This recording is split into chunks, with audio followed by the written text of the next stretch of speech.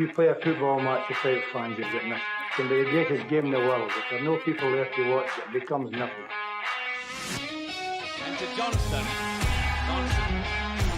And a corner Johnston. Given to Kuba. Larson. Oh, he's in. Henrik Larsson! That is sensational! Nakamura. He has done it. Isn't that just typical? The game is over. The Rebels have won.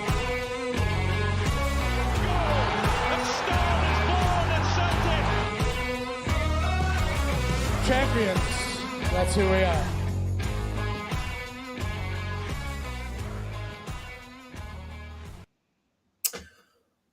We really need to get rid of Postecoglou from that intro, man. I know. I've actually set up a new video for one of the guys in my work. He does a competition thing, so I set up a video for him last week. I keep kicking myself that I've not actually took the time and sat and made a new video for us.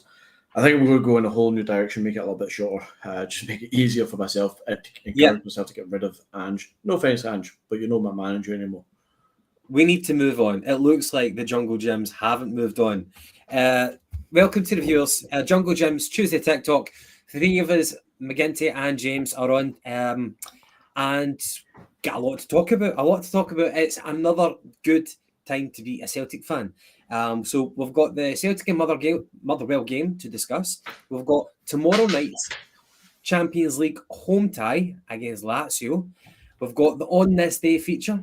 We also heard the news of Tom Rogic retiring, and a small matter of Michael Beale being sacked at Ibrox. Well, let's get to the juicy stuff. And of course, to the viewers, welcome. Get your comments coming in. I hope you're all doing well. In fact, actually, see, before we went live, I was watching an intriguing tie between Josip Juranovic's Hertha Berlin against Sporting Braga.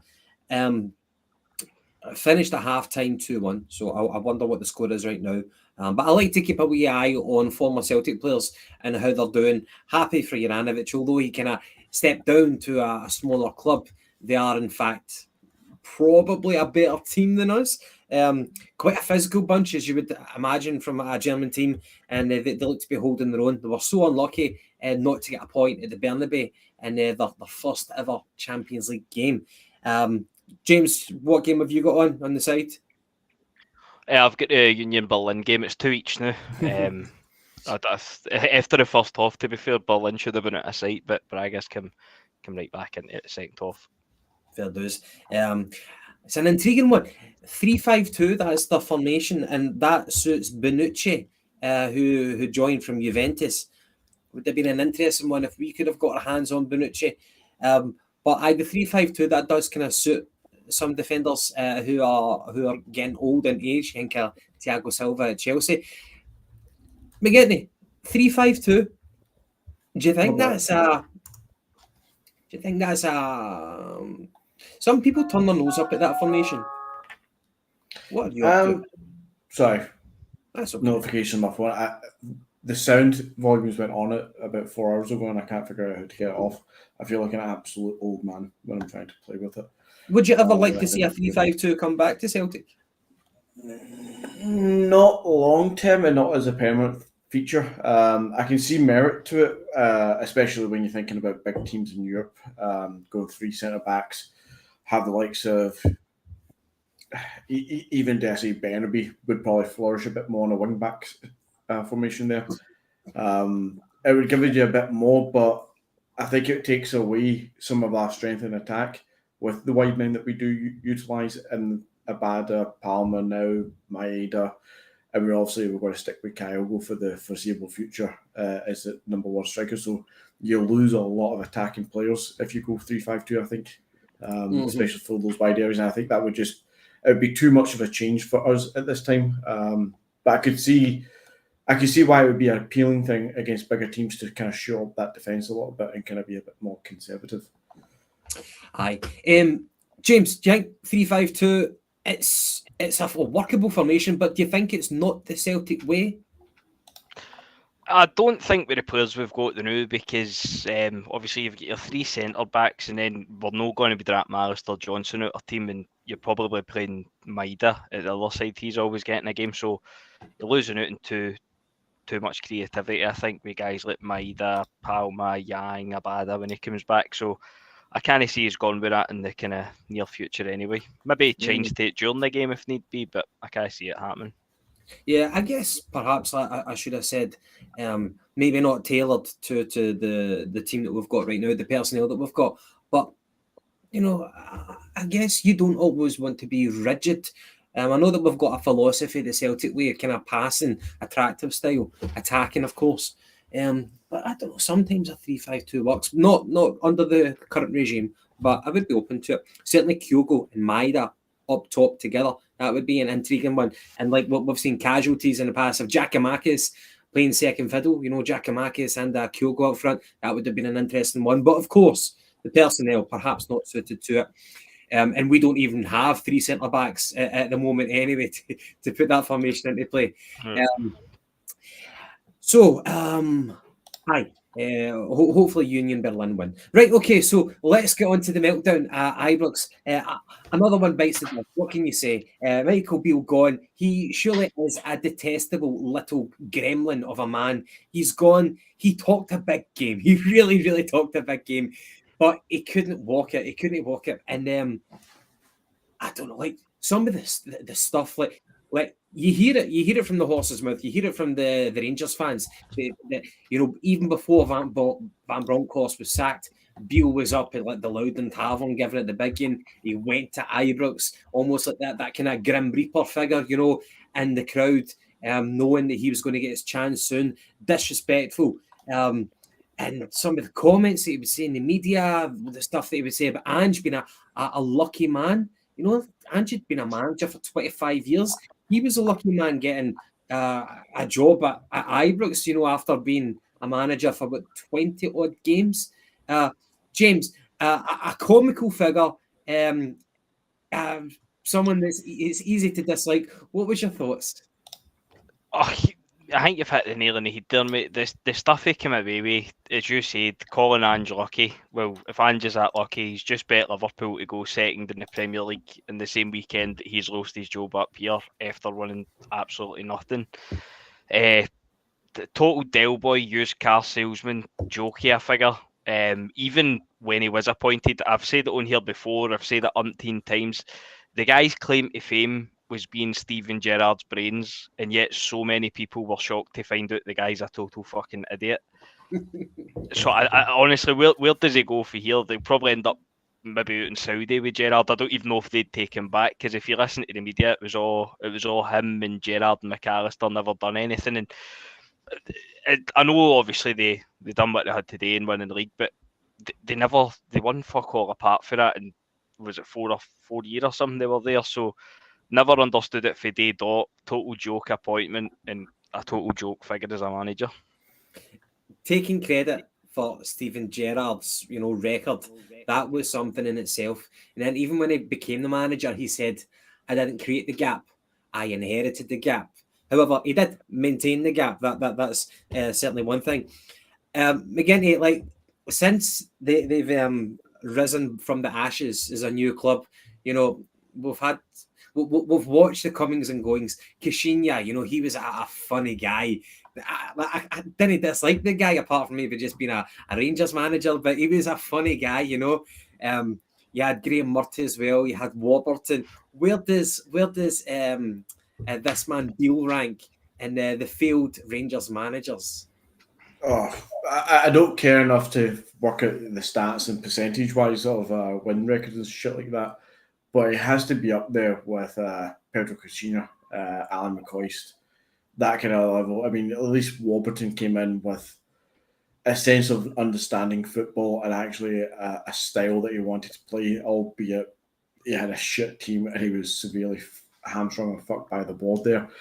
I don't want to dwell on them too much, to be fair, but as far as failed managers for Rangers, yeah, up there with some of the finest in the last 10, 12 years. And that is quite interesting to see where he goes from here. Whenever you talk yourself up so much, And so I wonder if he's still in denial right now. And see that other comment he said, if him and Gerrard never left to go to Villa, then we wouldn't have won the league. Embarrassing, absolutely. The guy knows no shame. Knows no shame. It's the usual shit though, Gavin. It's the we are the people staunch, shouts from the rooftops that they try every time they come into this club. It's the 80-minute league campaign, or if we won, if we didn't concede goals or Celtic didn't score late on. It's the Ali came in February, so my league starts now. Or the old cliche in football where go out and win the second half, even though you've just been scuddied 5-0 in the first half. It means fuck all in the grand scheme of it. You're still fucked. Yes, exactly. And the club is fucked as well. Do they have the budget to recruit a half decent manager? Who knows? It'll be intriguing to see who the new face is in this carousel. By the way, to address a miniature elephant in the room, so we've got a comment here from Red. Thought Paddy might have been on tonight, lads, since his sabbatical is seemingly over. Oh well, you three are dynamite. Thank you so much, Red. We really, really, really appreciate that. For anybody who doesn't know, Paddy made an appearance last night on the Celtic Supporters podcast. That's Beale's podcast. I think it's great news, the fact that Paddy is back in the podcast world, because the guy's box office, everybody knows that. The guy is so charismatic on the podcast. It's brilliant to watch him. Unfortunately, we're not the benefactors of that, and that's simply because of Paddy's his work commitments right now. He can't make it on a Tuesday, but the good thing is he's not lost completely to the Celtic podcast world. That's the main thing. If you don't get to see Paddy on our podcast, at least you can see him on a Monday night at the Celtic Supporters podcast. So I think that's good news anyway. We wish him all the best. And nothing is permanent in life. You never know. He might return. He might return to the Jungle Gyms. He'll always be a Jungle Gym at heart, and I'm pleased for him. So that's well said, Gavin. Well said. Just want to add and reiterate there. Paddy, no doubt, will be listening in anyway, because he has been as much as he can. He's a busy man, family life, work life, everything like that. But Paddy knows where his home is, and this is not a tip for that. Nothing at all with CSP. Good on the boys and the rest. As you say, get Paddy on somebody's screen and on somebody's podcast is just a key thing, because he is a character. But Paddy has not been banished from the Jungle Gyms podcast or anything like that. He's not ditched us in favour of anybody else. It's just conflicting times. He built this channel. Can we call it a channel? He built this podcast with ourselves, and he's always more than welcome here. This is his home whenever he wants to come back to it, whenever he's got the time. And that's literally on time. There's nothing else to it. There's no transfers, there's no signings, there's nothing like that. It just is. And on that theme, I was going to speak about Mo Johnson tonight. Now, I'm only joking. I'm taking the piss. Chill pill, I didn't like Beale one bit. I'm glad he's been humiliated, and he's brought utter pish for them, and they are stuck with that. That's a very, very good point. Ignorable. They blew their load, or he talked himself into a position where he was able to get 13 odd million, maybe more, maybe less, probably around that ballpark figure anyway. He was able to get licensed to squander 13 million. Now, for a club like Rangers, that doesn't come easily to them. And he's bought pish, he's bought garbage, bought people like Dessers, more like Dosser. That's what I would call him. And it seems like they've wasted money. And even if they bring in a new manager, I don't know how they're going to make that work, what formula they can apply to actually produce a winning team. And the fact that they've got Steve Davis and Alec Ray, fucking hell, Alec Ray, man, that guy is ridiculously daft. Here, think this through, guys, by the way. Think this through.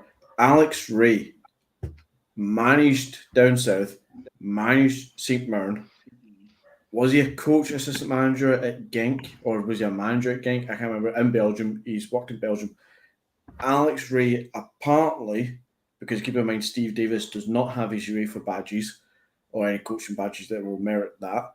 Alex Ray is there because of, one, apparently his experience, and two, because he's got the badges that will facilitate Rangers having a manager in European competitions, much like McAllister for Gerrard was. This guy has a wealth of experience and has all these badges, yet he's the fucking assistant manager to Stephen Davis, who has zero experience.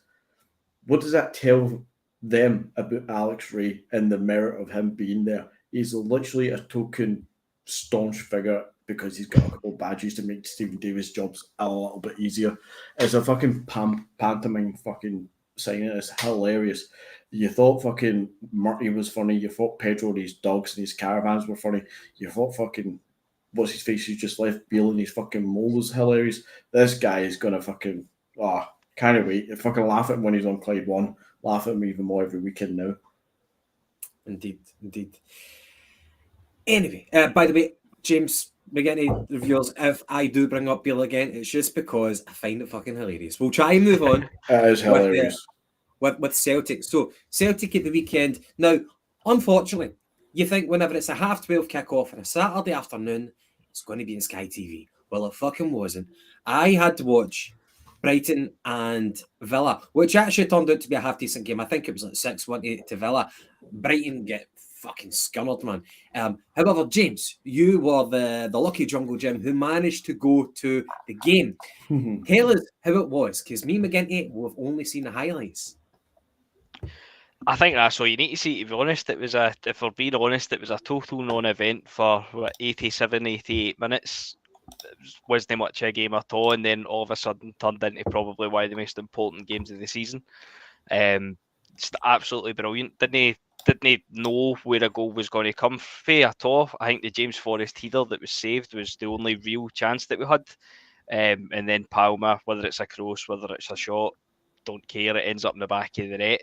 And you think, I sorted 3 points, let's get out of here and get up the road. Difficult place to come. Motherwell didn't know too bad. And then obviously they pretty much run out the park a couple of minutes later. Was it 95 minutes? And you're thinking, fuck, just kind of, it's going to be 1 point. If Rangers beat Aberdeen, obviously it'll get down to a point. Neat liquor wins and going, and just all these things are going through your head about how poor they've been, and we've not been excellent either, but we've grinded out wins, and it would feel a wee bit of a shame if we're only a point in front, and then 2-3 years later we find ourselves 7 in front. Absolutely brilliant. The O'Reilly's goal as well, obviously the timing and everything is fantastic, but the actual goal itself, how he takes it, both feet off the ground on the volley, it's a really, really good goal as well, and curious scenes afterwards. But what a day. Well, what a 10 minutes. But as I say, for 87 minutes it was a bit turgid again, but the last 10 minutes more than makes up for it, and all of a sudden you're getting into the more kind of, no say full of confidence, but a lot more confident than we would have been if it had finished one each. Well, I guess even though it was a non-event for the majority of the game, and probably quite a boring game by the sounds of it, there are still a fair amount of talking points. So shades of, I don't know, Celtic against Ross County up in Dingwall, shades of Celtic against St Johnstone with the late Giakoumakis winner, you know. It's great to see that even with a new manager, even with a change in the style, that characteristic doesn't go by the wayside. We keep trying, whether it's the support that galvanizes the team, whether it's just the mentality built in for new players who join the club, know that they have to keep going until the very, very end. That characteristic is there for one reason or another, whatever influences it. So that's brilliant. I guess another thing though is, have we really clicked as a team so far this season? You know, an away display where Motherwell, by the way, Motherwell, Stuart Kettlewell has got them playing well. They are doing quite well. But it's perhaps this type of performance, when we're struggling for creativity, you would imagine that would happen further on in the season when we've had a lull. But you wouldn't maybe expect it to happen so soon, James. Would you agree or would you disagree on that? Not 100%. As I said, I don't really think we've maybe shown in spells, like the first game of the season against Ross County, I thought we were all right, but I don't think we've really had a complete performance where I kind of think we were excellent there. I think, to be honest, I think a lot of that is to do with the recruitment for one reason or another, be it injuries, lack of game time, or just generally no really looking good enough. I know Yang came into the firing line at the weekend, and he's looked alright to a point prior to the weekend, but I've never seen a player look less in control of a ball whilst controlling a ball. He'll throw in a few step overs, but he doesn't seem to get anywhere with it. It doesn't seem to be any kind of end product there. I'm not going to write him off totally yet. I think there is definitely potential there, but as we've spoke about on here before, we've went for Jota, really hasn't been replaced, and then even just looking through the signings that we made, I don't think Nawrocki potentially could be good. We don't know. We've not seen him. Phillips has been injured as well. Lagerbielke, I thought, was dreadful on Saturday. He's had his shaky moments before then. I don't think there's been anybody that's came in and is really kind of nailed down a place that's looked really, really good. And don't get me wrong, we're 7 points clear, so I was going to say we've got a cheek to moan, really, but no, really, because it could have been so much better. We could have been getting into Europe a wee bit more confident if we had made the signings, and obviously the numbers have come out. I think it was last week, and the money was there for us to make the signings. There isn't really any reason that we couldn't have made them. Goalkeeper, left back, we've done it to death. But just the recruitment on the whole, and I know obviously Rodgers plays a different style for Ange, and it is a bit more, well, it's a lot more sidewise football, but he's still winning. And I just think if he had better players there, then obviously we would look a lot better. But 7 points clear, can't complain. But to this point, I still don't think we've hit the heights that we will hit this season. Fair comment. McGinty, I know obviously that you never saw the Motherwell game, just like myself, but what do you think of Brendan Rodgers' performance so far this season? Do you think that it's not been easy for us with injuries? You can't legislate for that. Champions League coming perhaps too early. But I would say, you might disagree, but I would say, even though we've got a different style of play, that Rodgers, with his experience, he's kind of navigated us quite well through these choppy waters, especially getting a win away to Mordor. How would I would say it's been a steady start to this season and a steady start to his new reign at the club. I do firmly agree with James and most likely yourself. There's more yet to come. We know that. We've seen it with Brendan Rodgers. There's so much more to come. And when we all get down to it and be brutally honest with ourselves, even the people who still set Rodgers back, if you break it down and look at it, we've had injuries at that back. We know that it's prone to issues and whatnot just now. Surprisingly, we've actually went quite a few games without conceding a goal. Credit to all the players at the back line for that, in fact, the whole team for that, which is surprising considering it's Lagerbielke and Scales usually is your partnership the last few weeks. So absolute credit to the team for that, and credit to Brendan Rodgers. He's adapted when he's had to. If you look at the Greg Taylor and the left back situation, he tried in the pre-season friendlies to slowly ease out of the kind of inverted fullback. We saw it against Wolves and stuff. But as the season started proper, he moved back to a traditional fullback, presumably trying to do the overlapping fullback. But he realised soon enough that it really wasn't working for him. So he's reverted just the left side to an inverted fullback situation. Alistair on the right side is still being a traditional fullback. So you have to look at what Rodgers is doing as a tactical genius and an astute manager, that he's able to adapt and tweak his style and his formation to suit the players at his disposal. He knows very well that Greg Taylor isn't that bad. He's actually quite efficient and good at this specific role, but he's not going to be good enough for what Brendan Rodgers needs long term. So hopefully he gets that sorted as he goes on. But for just now, he's adapting his style and his game plan, which is great to see and shows you the mentality of the man and the tactical genius. Even look at the games where we go down to 10 men and stuff. We're still managing to manage those games out properly and still get the wins. Okay, not in Europe. again, tactical genius, if you ask me, to be able to control the game and control the emotions of the players, to settle everybody down and be able to manage it through it. He's an absolutely fantastic manager. And once we get all the players back that need to come back, especially from the back line, and once we settle on the front three that needs to be the front three, I think we'll see a lot more. To touch on that front three specific and on to Yang, who's been mentioned in the comments, and I think James just mentioned as well, absolute push. We've all hoped he was going to be somebody good.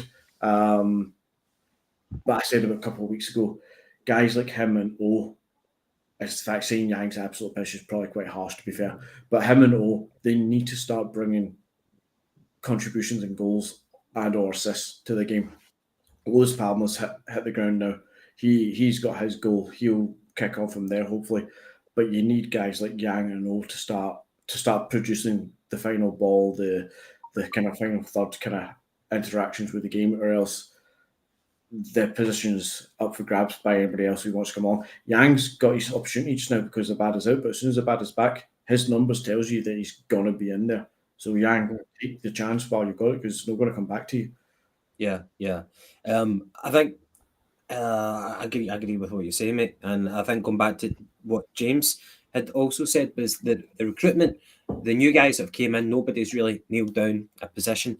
I think it's difficult because like Yang would have been kind of bedded into the team if Abada hadn't been injured. But Yang has now been thrown in and he's been asked to perform.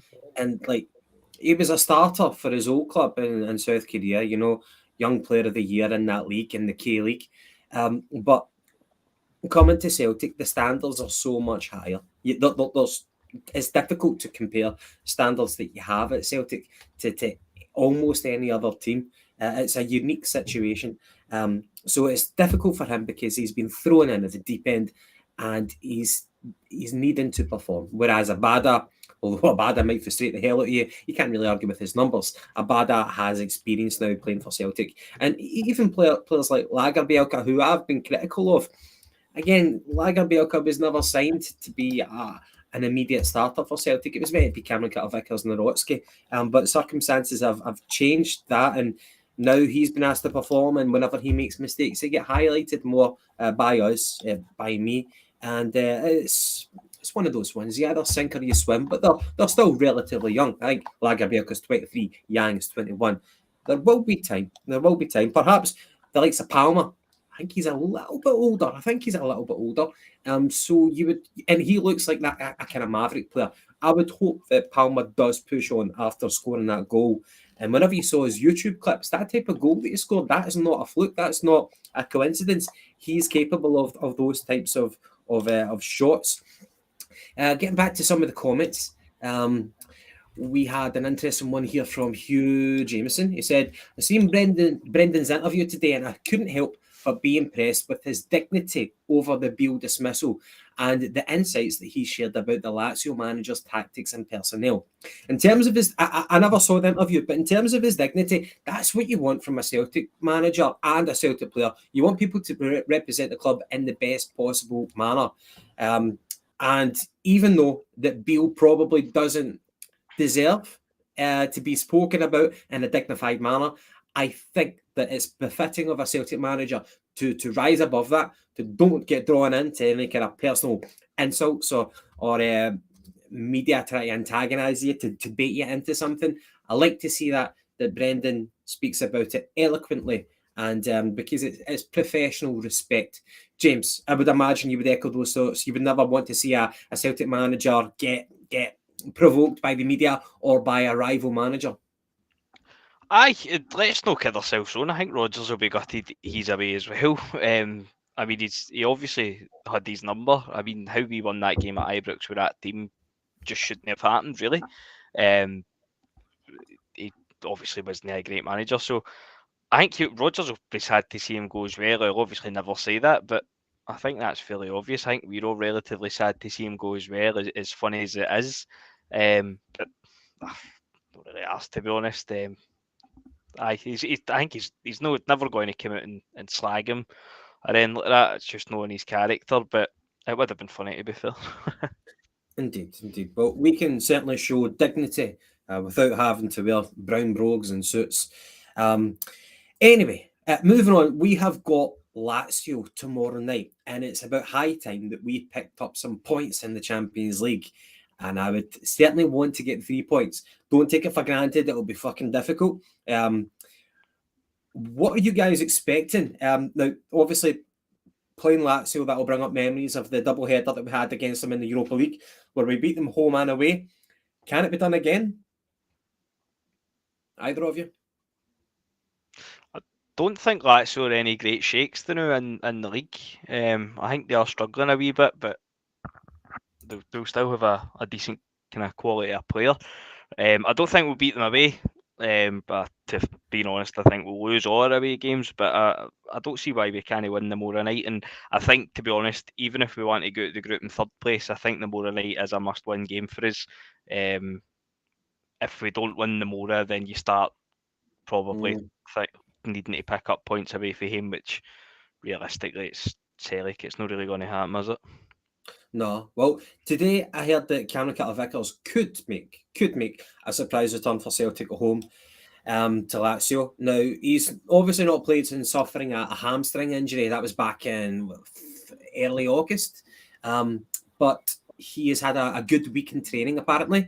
Now, Rodgers has said that we wouldn't take a risk unless he was fit.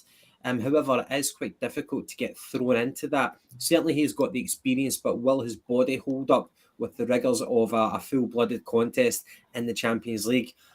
We will find out. So Lagerbielke, he's already suspended, isn't he, because of the ridiculous red card in the Netherlands. So it does leave that centre back position open, whether it be Phillips or whether it be Cameron Carter-Vickers. McGinty, do you think Rodgers will throw Cameron Carter-Vickers back in?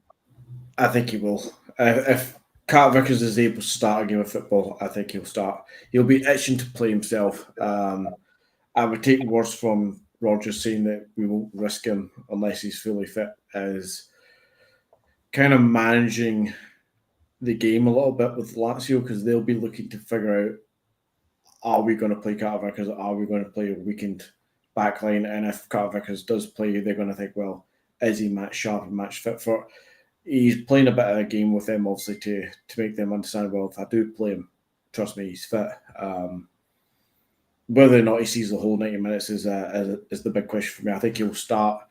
If he's fit and he's in training, which I presume he is, then he will start and he'll get 60 minutes at least, in my opinion. And kind of rightly so. It's who partners him is the big question. From what I do understand, Lazio have got a fully fit squad. They've lost a couple of people. Do you remember that guy, Milinkovic-Savic? He left to go to Saudi Arabia, I know. Yeah. But Ciro Immobile, he is expected to return in attack after being a substitute in their weekend defeat to AC Milan. So, as we said, they're not doing too well in Serie A from what we understand. But, you know, as James says, we need to start picking up points. So let's go for it. What's your predictions? James, you're going to the game, and I know that I'll be going to the game. Looking forward to the atmosphere. And I don't know. Let's be optimistic. Shall we go for a 2-1? Is 2-1? Aye, surely that's realistic. That's what I was thinking. I'm thinking 2-1 or 3-2. Don't agree with McGinty. I think Carter-Vickers will be on the bench, and I think to be honest, I think he should be on the bench. I think you kind of hit the nail on the head there in the comments. The reason that Carter-Vickers has been out so long is because we rushed him back at the start of the season.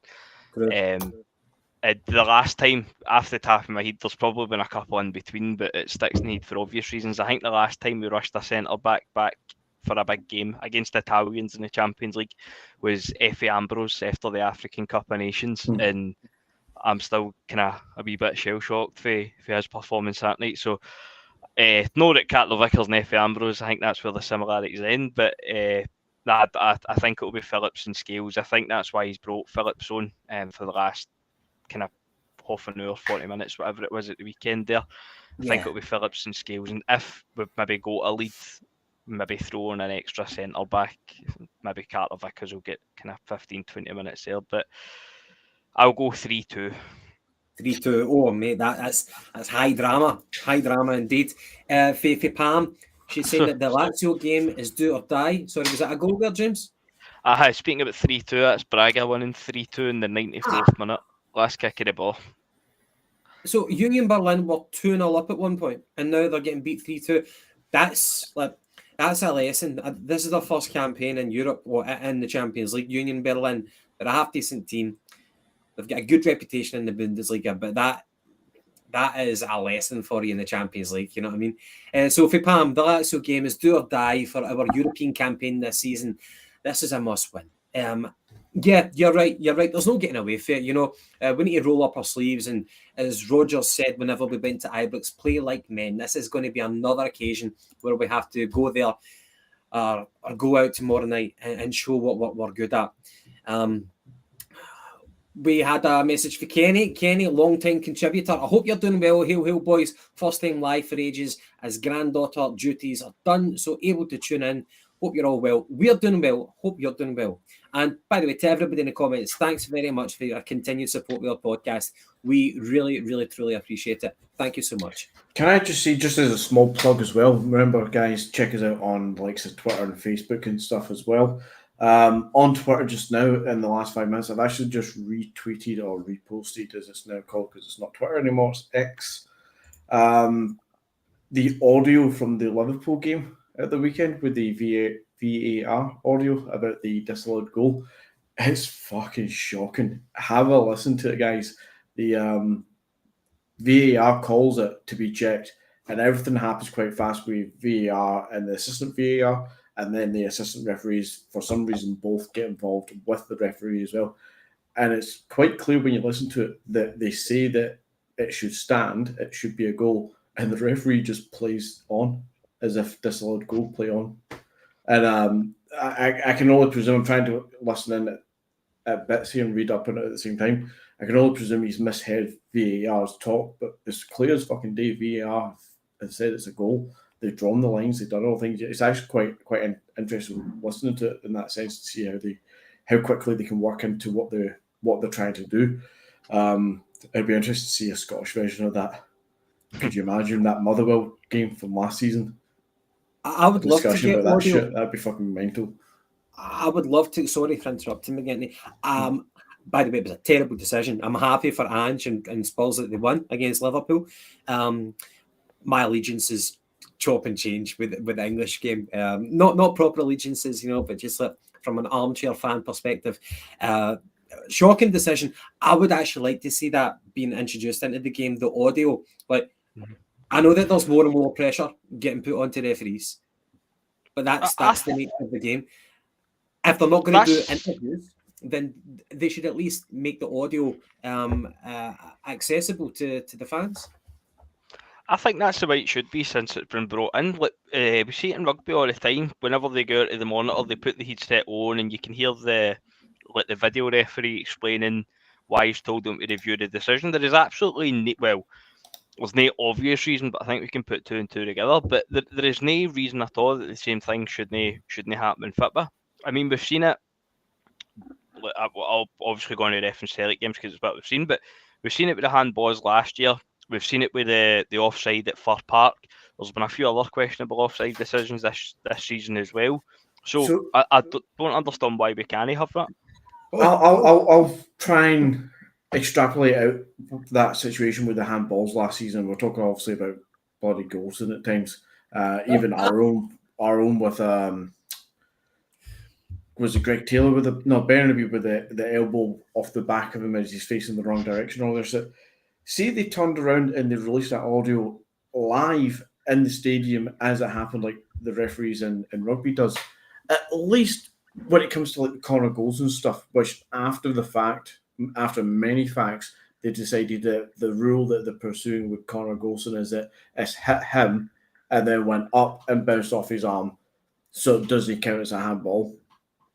First I've ever heard that one being a thing, but so be it. But see, they call that out straight there and then, and they say to you on the mic, on the speakers, not a handball by Conor Golson, ball hits his foot and bounces up in his hand, he can't get out of that one. Then, yeah, we'd still be annoyed and frustrated, but at least he's audibly said what it is, there's no hiding from it. But see if he turns around and goes, "Nah, I didn't see anything," and walks away, and we're all like, "Hold up a fucking minute." The crowd, will be furious and they'll be getting their backs up, but it might force the correct decision to some degree. Because if you take the Liverpool one, and guys, do give a listen to it if you can. If you take the Liverpool one as it's happening, the referee's clearly, one or two things. It's clearly not heard VAR properly, which is shocking. And they need to clear up and simplify the audible for the referee to hear it. Or two, there's blatant cheating going on there. I'll lean to the first one just for the sake of it. But if they called the wrong decision, as they did in the Liverpool game, clearly called the wrong decision, the fans will get on the back because they are able to hear the audio as well. And the referee might actually turn and go, "Guys, VAR, what's happened? Did I fuck that up?" And they go, "You did. Okay, stop the game again and give the goal." It might just give that extra little assurance that the correct decision will be made and there's no hiding. I would love to get all the audio recordings of penalty decisions that have went in Rangers' favour over the past, 3 years or something. I would love to hear how they talk about it, how they make those decisions, especially like the Stonewall ones, because they've been unbelievably lucky. It is such an anomaly how they don't concede penalties. You know what we should do? We should mic up Cal McGregor just so we can hear him shout "shite bag" at everybody as he closes them down. Shite bag, shite bag, shite bag. Yeah. Can you imagine what the audio recordings would have been in like Celtic Rangers games back in the 90s? Just like, let's no get to them. Fuck them. Let's no get to the Celtic. Quite. Mind that bloody, what's his name? Bugera, the Algerian boy who plays for them. With that whole fucking wank to his dugout. Imagine if they were all mic'd up, what would be being said? Manager, gaffer, watch this one, I'm taking the dive here. Wink, wink. Fuck off. Right. That's it, exactly. If we would say there. Sorry, James. Indeed. Guys, so we've not done it in a couple of weeks, I think, but on this day, let's do on this day feature. You might be able to guess what it is if you've been on social media, but on this day, 3rd of October 2007, James, I wonder what age you were then, but Celtic beat AC Milan, the European champions. We beat them 2-1 at home. One of the memorable nights that we used to get in Parkhead, and we hope that we can repeat feats like that. But we beat AC Milan 2-1. The winner came from a Scott McDonald goal, and I think that was also the game where Dida went down. He feigned injury by a tap from a Celtic fan. I remember I was actually listening to it on the radio. I was coming back from town, and when I heard that, I was hoping to fuck that UEFA wouldn't punish us because of a Celtic fan struck Dida. But whenever you saw it back, you're like, that's not quite what happened. Do you guys remember where you were for that game? I was there. I was there with my dad, and I just always remember the ball hit the back of the net and jumped up. I turned around to give my dad a big cuddle, and he disappeared. He wasn't there. And then the next time, kind of a couple of seconds later, generally there's pictures everywhere. Everything calms down, and I'm looking about, and I see my dad lying on the ground, just down at the front. When Scott McDonald scores, he runs out, and there's a Vodafone advertising board, and that's where like my season book is, and my dad's season book was. And he's ran down the front, and as he's ran down, he's pretty much the first one there. He's on all the telly pictures. Everybody's coming behind him, and the advertising boards fell out, so everybody's fell and tap him. And for like the next 3 weeks, right down his side, he was black and blue, man. But I don't think he'd have swapped it for the world. It was a brilliant night, right up there with the best ever. Memories, perfect, brilliant memories. Thanks for that. I appreciated that. That's good. Sometimes, you just get lost in the melee, the emotion, hugging random strangers, falling over chairs, but you wouldn't trade nights like that for the world. McGinty, I don't suppose you can top that. Was it a more reserved night for yourself whenever you watched that game? Do you remember where you were? No, actually, I can't. I'm trying to rack my brain if I was actually at that game or no. I can remember the replay of the slap on Dida, shall we call it, and I know where that replay of the camera is, and that's not where my seat is. So I can't remember. Oh, wasn't where my seat was. So I can't actually remember if I was actually at that game or no. Sorry to say. The reason that I wasn't watching it in a pub somewhere, I was actually doing a college course for a psychology, fucking random stuff that you do, and I was making my way back from that. Didn't learn much, but it would have been good to be there live. So does anyone feel confident enough to take a stab at the lineup for Celtic that night? Boric, Yes. Telfer. Hold on, Telfer. No Telfer. McManus. Yes. Would OD have been the other centre back? No, Gary Caldwell. OD was on the bench. He never came on. Gary Caldwell, yes, because if you remember, it was Gary Caldwell's well-placed shot that made Dida parry it to Scott McDonald. So you've got Boric, you've got McManus, you've got Caldwell. Who would have been right back? Who would they Paul Telfer? That's before Mark Wilson's time. I don't know who right back would have been. This right back scored a goal against the Rotten Mob once upon a time. What year was this? Was it Mark Wilson? 2007. Is that too African? too late for Mark Wilson? Effie? Mo Kamara? No, it's too early for Effie. Pierre Doumbé, the Cameroonian.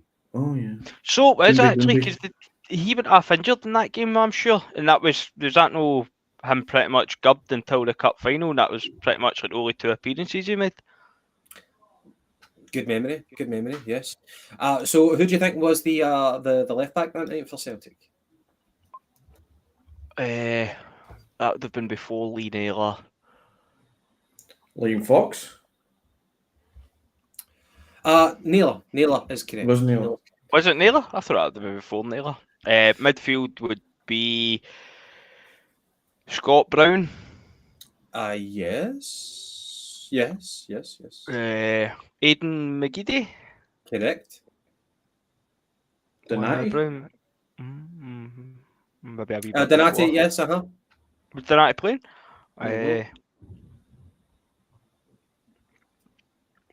Who was another central midfielder that you would normally see playing alongside Donati? Yarashik. Yep. And then McDonald and with Hesselink playing that night. No, I don't think Hesselink was a Celtic player at this point.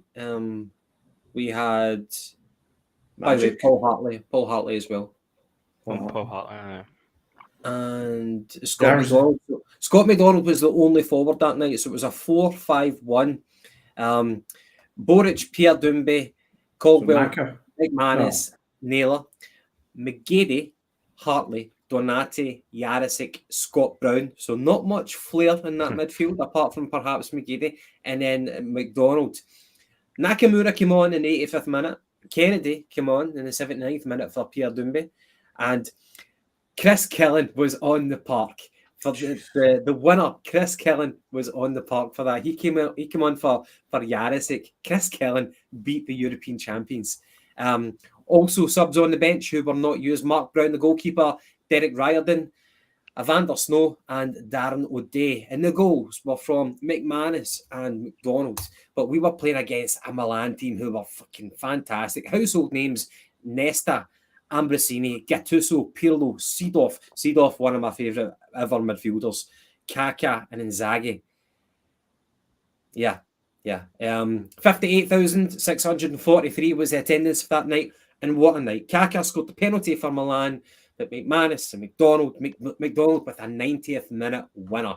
My God. The drama. And hopefully we can bring back nights like that. What we could do, Celtic fans, though, is replicate the atmosphere. That's the least that we can do, and not be on our fucking camera phones, like recording the event. We should be singing, we should be shouting. And I'm pulling myself up for it as well. I'm guilty of that.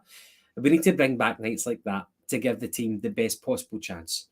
Chris Killen is the Millennium Wayne Biggins. Indeed, mate, indeed. And you're right, some roasters played for us back then that you forget about until now. Do you think that team would beat Ange's team when we were at our peak with Ange?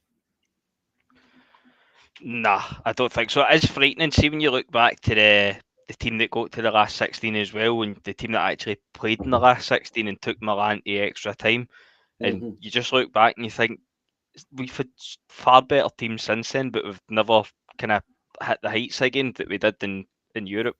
Technically, we got to the last 9, as I always say, that year. But aye, it is mad, especially when you look at the black line, like Caldwell and McManus, and obviously McManus was captain, but it was never a kind of, like they would have him in their best 11 in the last 20 year or what, last 30 year even, do you know what I mean? So That's true. Aye, and Seedorf was class. He won the Champions League with 3 separate clubs. So let me see if I can remember. Ajax, brilliant Ajax team in the mid-90s with Seedorf. He won it with AC Milan and Real Madrid. Then I think that's right. Real Madrid, AC Milan, and Ajax. Guys, so moving on. Tom Rogic, the Wizard of Oz, he's retired. It was a strange departure from Celtic. You wondered what was happening. It took his time, eventually moved to West Brom. It seemed very mysterious. And I guess, fair play. The guy was always quite a private individual, and I respect that. He was never the kind of stereotypical footballer, the flash guy, you know what I mean? He's a fantastic player, but fantastic servant for Celtic as well. But he kept himself to himself, a really, really good professional. And now he's retired, early 30s. He released a statement, quite a personal statement, if any of you have read it. He spoke about his troubles with being able to have kids with his wife, and they had a child who's now coming up for 2, and now they're expecting twins. Christ almighty, double trouble with twins, you know what I mean? Like, I find it difficult with one baby right now. Twins would be fucking difficult, but that's amazing. It's brilliant news. So he's retiring from football, and he's going to concentrate on his family. They've moved back to Australia. I think it's the end to a great fairy tale. He thanked the managers that has been his most influential. He spoke about Neil Lennon, John Kennedy, Postecoglou, Brendan Rodgers, and wish him all the best. If anybody's deserved it, Tom Rogic has played a major part in our history. James, what's your thoughts on Tom Rogic, the man, the footballer? Obviously fantastic. That, I mean, Everton jumped to the cup final, rightly so. What a day it was, what a goal it was, and considering the circumstances. But it took him a while to kind of hit the ground here. And then when he got in the team and started scoring, he never really looked back. And he's probably the best player to control a ball in tight spaces we've had in a long, long time. His feet were frightening in tight spaces. And when I seen he'd retired, I did have a wee Google to see what age he was, and he is only 30. And I was surprised at that, because it felt as if he was here for a good few years. I thought it was maybe at least 33, 34. So I was surprised that it was only 30, but it was a nice touch in his statement as well, as San Fran said in the comments here, giving Lowell and Desmond a wee shout out for helping him with the kind of troubles he's had in the background that he's referenced in his wee statement as well. So that's a nice wee touch. I'm sure McGinty will join us and give a wee round of applause to Lowell for that one. I'm not going to lie. See, when I read the statement and he went on to Lowell and Desmond, I thought, fucking hell, what was going on here? And we already read in the statement about his IVF and his issues, troubles trying to conceive. And I actually did sit there and think, fuck these two cunts. And then you read it and you thought, actually, well played, guys. You helped the man out, because he's been a great servant to the club. He's, as Gav says, it was a strange one when he left. We let his contract end early. We didn't look to sell him. We didn't look to gain any money from him in a transfer fee value sort of way. And then I think we all assumed he was going to go back to Australia at that time, but he went down south. As we say, he's a very personal guy. He doesn't do interviews too much. He doesn't really talk about himself. He doesn't go to the media or anything like that. So to see him come out and make that kind of statement and kind of lay it out there, it makes things make a little bit more sense. I'm not going to try and piece together timelines and all the rest of it, but clearly he was obviously trying to do the best for his family, and the club accepted that at the time. So all credit to the club, everybody involved in it, and allowing a guy like Tom Rogic to move on with relative ease for the sake of his family. He's now back in Australia. He's retired far too young. I want to imagine that he'll stay in football to some degree after the next few years once family life settles down, maybe once all the kids are into primary school or the equivalent of that in Australia, that maybe they get into coaching or something in his later 30s. But then again, he's a very private and personal kind of guy. He's made his millions. He doesn't need to do anything like that. You might just more than happily see out these days having a nice, happy family life, and who could blame him? He's, as far as a club and fans like ourselves concerned, he's done us brilliant. The Aberdeen Cup final, many goals against them, against all the other clubs. He's been a fantastic servant, and truly do wish him all the best. It's one of those ones where actually I'm sad to see him retire. I know he's not with us for the last year or two now, so it doesn't really make much of a difference, but it's sad to see him retire, especially when you realise he is only 30. What I like is he's doing it on his terms. Some players get cut down in their prime through injury. Brilliant players, mediocre players. I'm thinking of John Kennedy, but on a world stage, people like Van Basten who had to retire at 28. You know, you don't know what's around the corner, but as you said, you know, he's 30 now. He's made enough money to be comfortable in life, without having the millions of like a Ronaldo or a Messi would have. But he's done it on his terms, and I like that. What's intriguing is, correct me if I'm wrong, did he not get his start in his footballing career through like a kind of competition? It's Nike, yeah, back in Australia, and then somehow he managed to, you know, garner enough attention for Celtic to take a punt on him, and you know the amount of years that he gave us as well, and he was a big time, a big game player. What he managed to do for us against the Rotten Mob, brilliant. He always turned up, some brilliant goals. Style of play was beautiful to watch. You know, like you get all different types of footballers. You know, hard workers with not much talent. Rodgers, you wouldn't put him under that. He was a hard worker, but he also had the talent to accompany that as well. His feet, you know, whenever you hear that cliche, great feet for a big man, fuck's sake, you know, he was that. Brilliant footballer, and aye, you know, just happy I got to watch him, and wish him all the best in the future. Aye. There you go. Would that be? I'd say it would be on a par with Barcelona, that cup final. Just obviously the way everything happened. For me, we spoke about Milan, obviously bet Man United, Shakhtar Donetsk and things like that. But for me, that's the two that stand out in front. Was the Rogic Cup final for the Invincible treble and the Barcelona game. That's the two best kind of days I've had fully in Celtic. Absolutely brilliant. Well said, mate. Well said. Aye, funny how things end. You know, him and another fellow Australian, Moy, you know, ending their playing career too early. But you know, they're still young men. No, did I go too far there, James? Yes. But beg to differ. I think he maybe left that a year too long, to be honest. We are approaching the hour mark, so I just wanted to say that I have been extremely impressed with Matt O'Reilly this season. So without going on too long about it, I've made it clear that I'm a big fan of him this season. Where once I was a doubter, now I am a believer. Matt O'Reilly is he's probably our best player right now. Moy gave us 3 good months. Moy's personality. That's a good one. I like that. But Matt O'Reilly, another kind of quiet guy. He's been brilliant this season.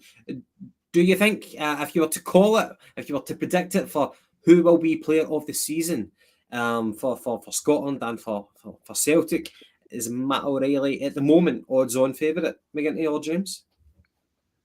Yeah, it's early doors, but yeah, he's got to be odds-on favourite just now for play of the year, at least from Celtic's point of view, but if not the whole league. But it's early, Gavin. It's far too early. Kyogo's going to give him a run for his money, and if Kyogo hits 30-plus goals, then he's got a very credible shout for it. The likes of Alistair Johnston's been injured, just about to really hit form again. He might surprise us all a bit more, as might Carter-Vickers. Hatate needs to find his boots again and get up to speed. So there's plenty of players in the Celtic squad who's more than capable of competing for Player of the Year at the national level. But it's far too early to call it. He's definitely given himself a great start. He's a quality player. Yeah, And I guess, the inevitable questions will be how much money is he worth now? Because Leeds came in for Matt O'Reilly in the summer with like a 10 million bid. We knocked that back, of course, because that even at that point, we knew that he was a player deserving of a higher fee. And I guess talk will turn to that. How much is he worth and when will he go? But Celtic have done some brilliant work off the field in terms of contract extensions.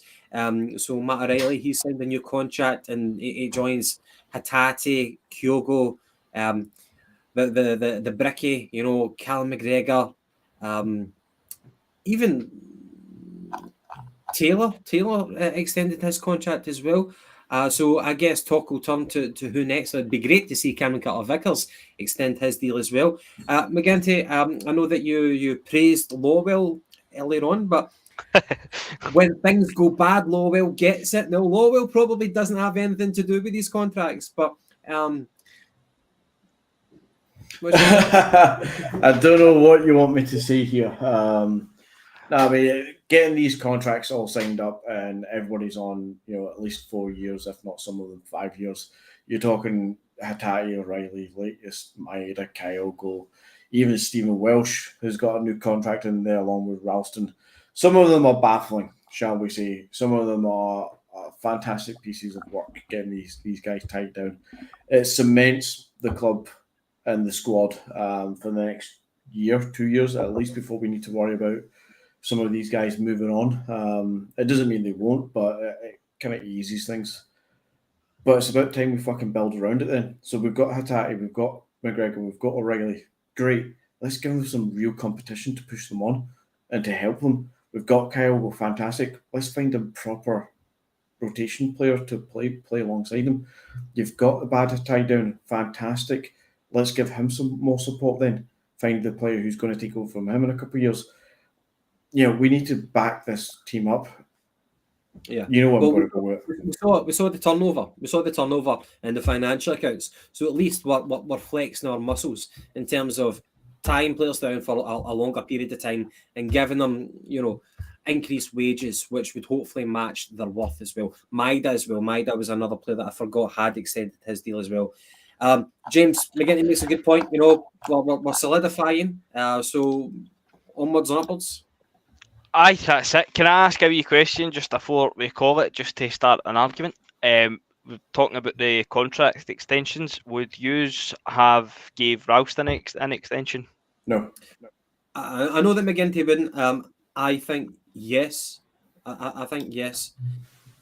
No, he's kind of like Welsh, and I don't mean to be too harsh on either of them because I think both of them play to the best of their abilities and give their all for the club. They're just not good enough for what I want and what we all thought we were going to get this summer about backing the squad and pushing us up a level. These guys don't. Unfortunately, and I mean that with the greatest of respects, we've got a guy like Alistair Johnson who is, for us, at our level, a Champions League level player for us.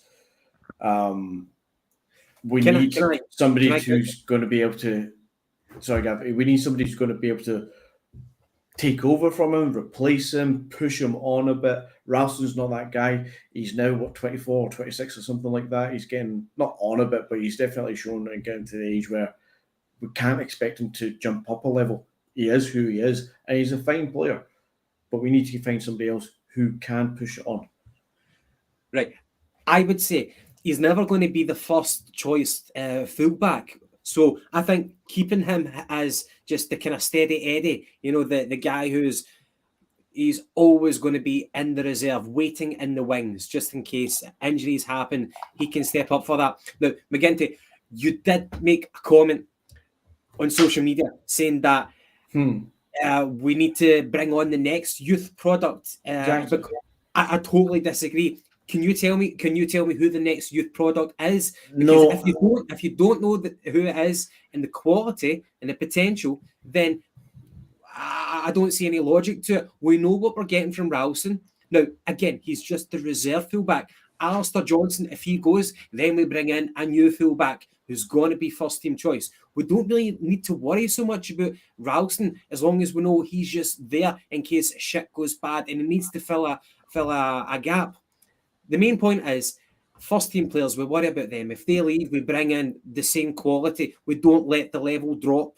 But keeping Ralston there, just a steady Eddie, I am fine with that. So I'm going to make two responses to that, and one of them I'm going to hark back to, I think it was last week when we talked about other things in this situation. In fact, we talked about it with the right back position as well. I don't know who the next youth product is for right back. I'll not try and pretend that I know all the under 18s and B squad players. And it's not that I meant that, Ralston's had his chance, now give it to the next one just for the sake of giving it. I mean, just if it's a youth player that we want to develop through, whoever that may be, maybe we go out and sign a 17 or 18-year-old, whoever it is, then we need to give the pathway. It's kind of twofold what I meant by it. We need to give a pathway to the next batch of youth talent, that there is a progression into the squad. We know Ralston's not going to step it up to be the number one right back for the level we need him to be. Maybe somebody else can be who would be adequate to be that steady Eddie. The second point I would make against giving him the extension is, how do we bring in the inevitable successor to Alistair Johnson whilst we have Alistair Johnson and paying reasonably good money to Tony Ralston? Who's going to come in to play second fiddle to Tony Ralston that's going to be of the quality to take over from Alistair Johnson? And I asked you this based off last week's, because we talked about Edouard and Dembele, where we had both in the squad at the same time, and we knew Edouard was going to take over from Dembele because we knew Dembele would leave. We know Alistair Johnson's going to leave at some point in the future. Are we going to do the same, or are we going to wait until he leaves and then rush out to sign another right back and hope that he settles quickly? We'll do what we did with Ralston. Juranovic. Alistair Johnson was in the building before Juranovic left. Because we knew he was leaving, and that was a great thing to do, and we managed to pull it off, but it worked in our favour that time. Who's to say that the next time we bring in another player, he doesn't need 6 months to bed in? Right. We've run that risk. What I want to say, one more thing I want to say before we do leave, we're now cutting well into the second hour. I actually just came across an article. It's by the Sports Bible, I guess some sort of lad Bible thing for football and sports, and it's came out yesterday. Today's third year. It came out yesterday. Lionel Messi has named the best goalkeeping performance he's ever seen. Anybody want to take a guess what performance that was? Buffon, probably. People like to jazz over Buffon. No, Messi goes on to say that in the new camp. Yeah, getting closer. Messi goes on to say that he believed when Victor Valdez said he was leaving, they talked about this player and they actually genuinely thought they might go and play for Barcelona after Victor Valdez left. They honestly thought that he was going to play for Arsenal, Chelsea, or Man United, that kind of caliber of club. And it's none other than Fraser Forster, the best goalkeeping performance that Messi's ever seen. The wall. I think The that's wall. what Yeah. the Spanish media dubbed him as. The wall. Grande Wall. That. Yeah. Aye. Yeah. By the way, I don't think Messi should win Ballon d'Or. I'm just putting that out there. I like how Woodsy remembers that. Indeed. James, what was your thoughts about? We'll wrap it up. But what was your thoughts about the question that you asked, Ralston? No comment. Nah, I don't know, mate. I'm kind of somewhere down the middle. I get what McGinty's saying in the sense that it isn't going to be number one pick, and the drop off for Johnson to Ralston is quite substantial. But then at the same time, I get the other side of it where he probably knows he's never going to be number one. He's relatively happy with that role. He's filling a quota for the homegrown stuff as well, which, to be honest, we're kind of struggling with the new. So I'm kind of in the middle of the road with it. I'm all right enough with it. But what I would say is if Johnson was to get a long-term injury, then I wouldn't be comfortable with Ralston coming into the team in the long term. I think there'd be too big a drop-off. But then it's the exact same at the other side with Bernabei as well. That's a good point. Right, okay, we are going to wrap it up. Final comment. Tomorrow's prediction, Lazio 4, Celtic 1. Why? Because the board left us high and dry in the summer transfer window, as they always have done. I would hope not. I would certainly hope not. I don't think that we'll get scunnered like that. Even with 9 men in the Netherlands, we only get beat 2-0. So no, I don't think we're going to get turned over that bad. But we'll wait and see. So I'm going for 2-1 Celtic over Lazio. James, you've went for 3-2. Yep. And McGinty? 2-2 draw. 2-2. And can you tell the viewers which football club topped your sporting for tonight? Club America. Had to double check. Yeah, Club America, one of their shots from 98-99 season, I think it is. The classic Coca-Cola sponsorship, of course, as well. Nice one. I like it. Guys, to the commenters, thank you so much. We really appreciate it. I enjoyed tonight. I really did. And hopefully we can enjoy tomorrow night. I guess I'll get a wee bit nervous beforehand, as you always do. But whenever the Champions League music comes on, the goosebumps will be there. Looking forward to it. So I guess from the three of us, we'll leave you and say good night. Here, guys.